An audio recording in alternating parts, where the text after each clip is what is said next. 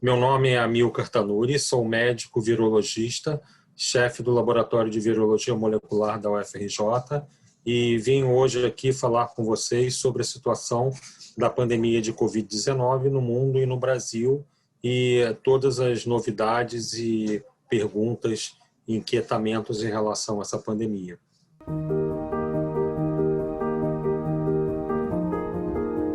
Em relação aos variantes, o que é interessante é que no Brasil, no início da pandemia, nós tínhamos duas linhagens principais, que era a B1128 e a B1133.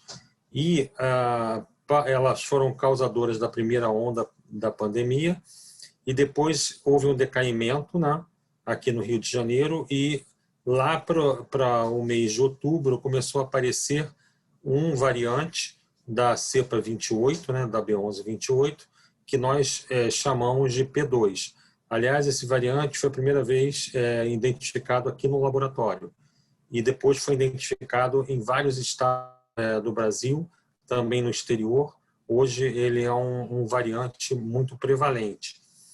Mais adiante, nessa segunda onda, apareceu o vírus P1, né, que é o variante de Manaus, que causou toda essa segunda onda em Manaus, que foi muito assim intensa e com uma mortalidade alta.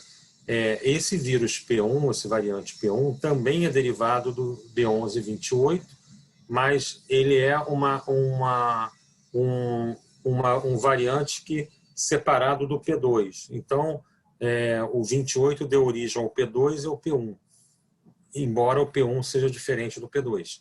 E agora, recentemente, nós temos visto que esse variante P1, que estava só na Amazônia, está se distribuindo pelo Brasil inteiro. E em alguns estados ele já faz parte já coopera com a pandemia, né, sendo responsável até por mais de 10% dos casos.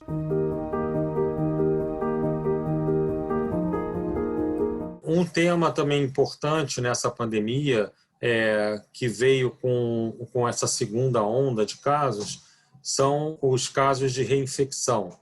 Embora nós somente comprovamos poucos casos de reinfecção, nosso grupo pensa que essa reinfecção pode ser mais frequente, visto que os anticorpos produzidos pelos seres humanos infectados no início lá da pandemia, em março, abril, vem decaindo em quantidade nos pacientes.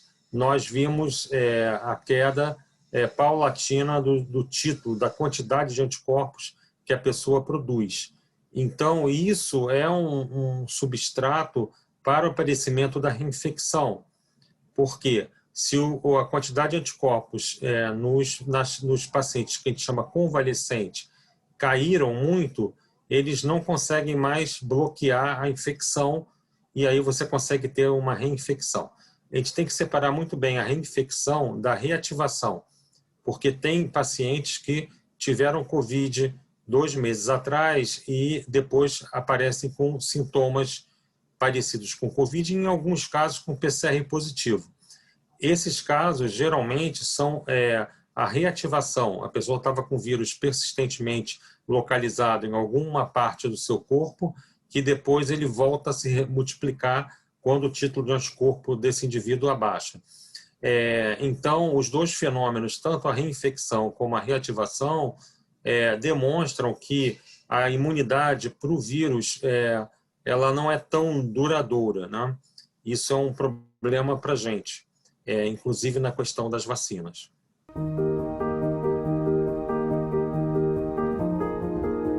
Voltando à situação dos variantes, o que é um variante? Um variante é uma cepa que se deriva de outra através do acúmulo de várias mutações comuns entre elas, né? Então, quando a gente fala o variante P2, o variante P1, eles dois se distinguem da B1128, que é a linhagem parental, né, como a gente fala, que deu origem aos variantes. Para você ter uma ideia, o B1128 e o P1, a distância entre eles, dá mais do que 15 mutações. É uma distância muito grande. essas 15 mutações estão associadas a esse variante P1.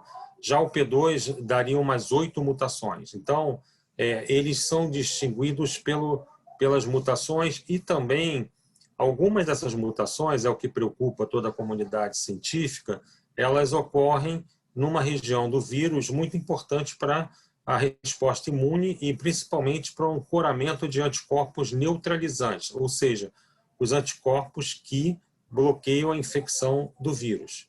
Então, há uma grande procura agora e testes isolando essas variantes no tubo de ensaio, em células, e colocando elas à frente dos soros de pacientes que enfrentaram a infecção na primeira onda do vírus. E vários resultados contraditórios estão aparecendo. Alguns dizem que a variante P1 pode ter implicação na resposta sorológica, a P2 nem tanto. Nosso grupo vem testando a variante P2 e não vimos diferenças entre a P2 e a 28, né, o parental, em relação a alguns soros neutralizantes. Já a P1, ainda estamos em estudo e também no mundo para ver o impacto dela em relação ao soro dos pacientes que se infectaram na primeira onda. Outro aspecto importante dessas variantes, nós temos que ver agora as pessoas vacinadas com as vacinas nossas, se o soro dessas pessoas, depois de vacinadas, neutralizam esses variantes.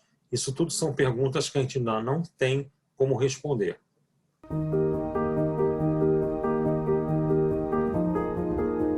Embora tenha algumas variações na proteção induzida pelas vacinas atuais, de uma certa forma, o soro das pessoas vacinadas consegue neutralizar o vírus. Então, o recado é o seguinte: vamos vacinar o mais rápido possível que pudermos para ter uma barreira imunológica contra esses variantes, né? Se nós verificarmos que muitas pessoas vacinadas com 2 doses ainda são infectadas com os variantes, aí sim acende o sinal de alerta para mudar a composição da vacina. Eu, particularmente, não vejo isso um problema tão assim próximo. Nós acreditamos que se a vacinação for feita numa velocidade razoável, isso vai ter um impacto muito grande na pandemia. É essa a nossa esperança.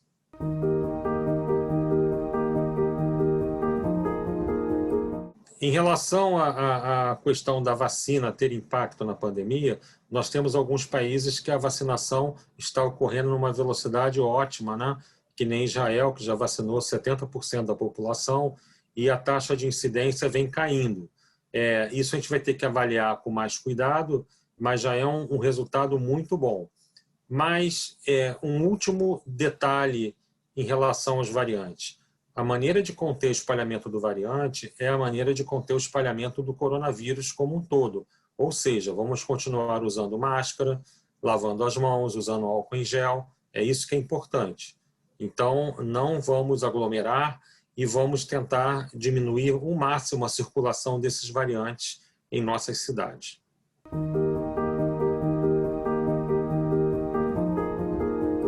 Nós não vamos poder, nesses 2 próximos anos, relaxar em relação à utilização de máscara, lavar a mão e distanciamento razoável entre as pessoas. Até nós termos uma garantia, né, que não teremos mais ondas de grande impacto, né, ondas de incidência desse vírus.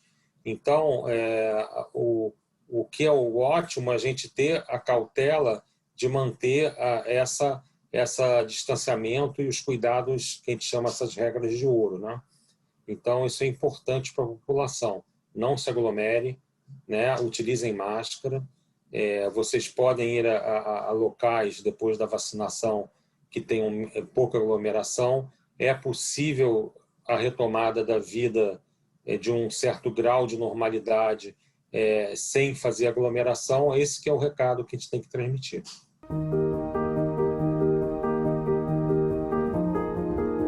Na verdade, o nosso grupo aqui na UFRJ, nós estamos estudando 2 linhas de vacina separadamente. Uma delas é tentando manipular o genoma do vírus para fazê-lo menos virulento. A gente chama-se atenuação. Mas na outra linha que a gente está desenvolvendo agora, seria a produção de RNA mensageiro, fazendo uma vacina com a mesma, similar à Moderna e à Pfizer. Só que, nesse caso, a gente colocaria na sequência os variantes brasileiros e também as cepas mais comuns aqui no Brasil. Então, seria uma vacina mRNA mais focada nos variantes brasileiros.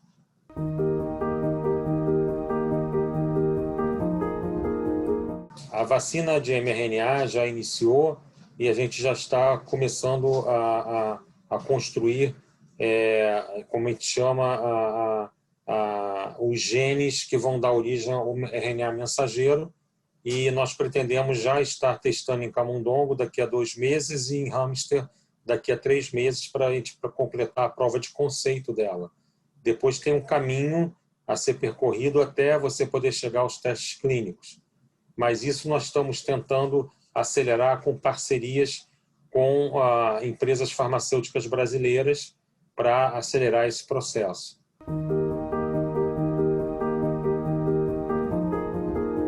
A ideia de produzir uma vacina brasileira é muito importante para cortar a dependência total das empresas internacionais, que, na verdade, a produção da vacina de Covid-19 ficou na mão de todas as empresas privadas, né, internacionais, que nós, às vezes, não comandamos aqui as coisas. Então, por exemplo, para Manguinhos, Fiocruz e Butantan, estão faltando os elementos para a produção dessa vacina, né, que são os IFAs, né, e são ingredientes farmacêuticos ativos. Então, na verdade, os IFAs de vacina é a própria vacina, né? É o vírus inativado ou o vírus produzido. Então, a gente fica dependente do exterior. A produção de uma vacina nacional iria dar independência para que nós possamos fazer outras vacinas, e até mesmo da Covid, e ter uma questão até de segurança nacional.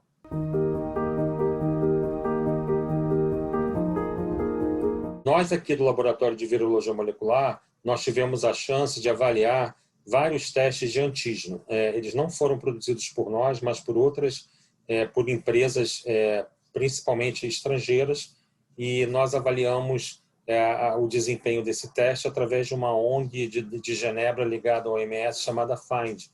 E nós pudemos ver que esses testes de antígeno, que rodam em 15 minutos, podem ser, e eles são colhidos com suave, que pode ser colhido só no nariz, não na nasofaringe, dar testes em 15 minutos e com a sensibilidade tipo de 90% a 95% em relação ao PCR, ou seja, excelente. Quando o teste dá positivo, a pessoa está com o vírus ativo na fossa nasal. E isso, se você isolar essas pessoas o mais rápido possível, é menos tempo que ela está na rua para transmitir o vírus. Então, nós somos muito adeptos à testagem com esse teste de antígeno.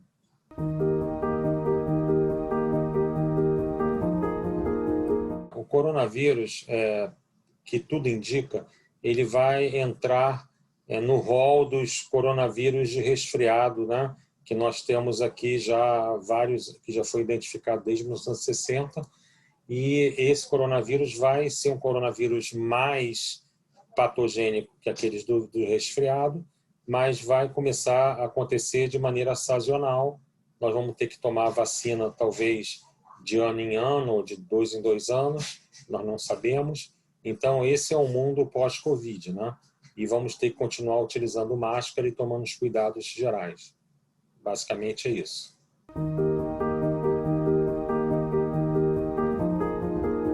Eu gostaria de deixar uma mensagem importante de otimismo, né?